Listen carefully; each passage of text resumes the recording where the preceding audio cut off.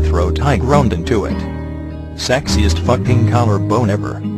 I gave the wet collarbone one last sweep with my tongue back to her shoulder, placing a small kiss on her neck and settling back into my seat, victorious. She leaned back into her seat while still licking her lips. I think I'm wearing this sweater over tonight. She chuckled breathlessly. I chuckled breathlessly with her and shook my head against the back of the seat, because that was probably a really bad fucking idea. I let out a deep sigh, feeling a little painful below the belt. I'll see you later. I shifted in my seat. She nodded and gave me a big smile, opening the door and stepping out. I stepped out shortly after her, watching her run across the yards to make sure she made it okay. Once she was around to the front of the house safely, I painfully shifted my heart on with a loud hiss and walked up to the house.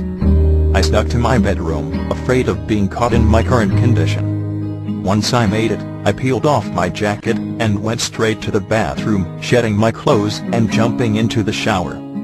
And I fucking did it. I lathered myself up real good, leaned one palm against the tile wall and just fucking stroked my hard dick, fantasizing about licking those collarbones all the way across her chest and the way she gripped my hair and moaned when I did it. My strokes became desperate pumps. And when I finally came with a loud groan, I imagined I was groaning into her throat again. It was the best fucking orgasm ever. After I relieved myself, I stepped out of the shower and got dressed, trying to dry my hair quickly before I went downstairs to see Daddy C. For a while, we spent 2 hours battling in a game of chess which he fucking owned me, and I frowned at my king, and went back upstairs to wait for my girl. She came on time at 10, and when I opened the door, I was equal parts elated and disgruntled that she hadn't changed out of the blue sweater. I opted for a quick kiss at the door.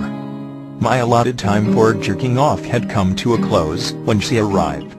And I definitely didn't want to go another fucking night with a hard-on for 7 hours. She seemed satisfied with the chaste kiss and unloaded my food on the bed. It looked to be breakfast food.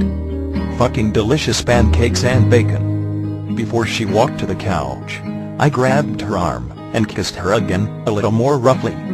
I let my fingers dance over those fucking collarbones one last time before I released her and settled in on the bed to eat my breakfast. She sat on the leather sofa with the goofiest grin on her face, plucking one of the new books from the shopping bag I had brought in and began reading it.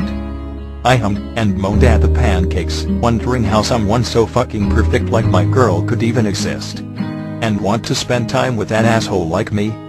I spent my entire meal staring at her collarbones and trying not to fantasize about licking them some more. When I was done, I spent an hour and a half sketching them. Sometimes they were wet, glistening in the light of the dashboard. I was wishing I could sketch that moan and save it too. She was the first to break, shutting her book and getting up from the sofa. I followed suit, closing my sketchbook and getting my pajamas out while she was in the bathroom changing. When she came out, her collarbones were gone. No, not gone. Just fucking hiding. I got dressed quickly, my earlier shower saving me some tasks. She was already under the covers when I came out, lying on her side and waiting for me. I slipped under the covers and turned out the light, rolling over and scooping up my girl. I bunched all her hair up on the top of her head again to bury my face into it. She yawned into my chest as she began stroking my hair. Thank you for the books, Edward. She whispered into my chest. I frowned into her hair. Am I that fucking obvious? I mumbled sourly, rubbing her back up and down slowly. She chuckled groggily and nodded her head against me. I rolled my fucking eyes and shrugged around her. She was silent for a moment, just stroking her hair, so I decided to take the opportunity to get a good impression on how the day really was for my girl. Bella? I whispered into her hair, nuzzling further into it and breathing it in. She hummed, stroking my hair softly and squeezing me tighter. What cookies did you make tonight? I asked against her head, still rubbing her back up and down slowly. She nuzzled further into my chest and I could feel her smile. She let out a small chuckle. Luscious sugar looks, she answered. I smirked into her hair as she began humming, making a silent promise to lick those sexy fucking collarbones again sometime.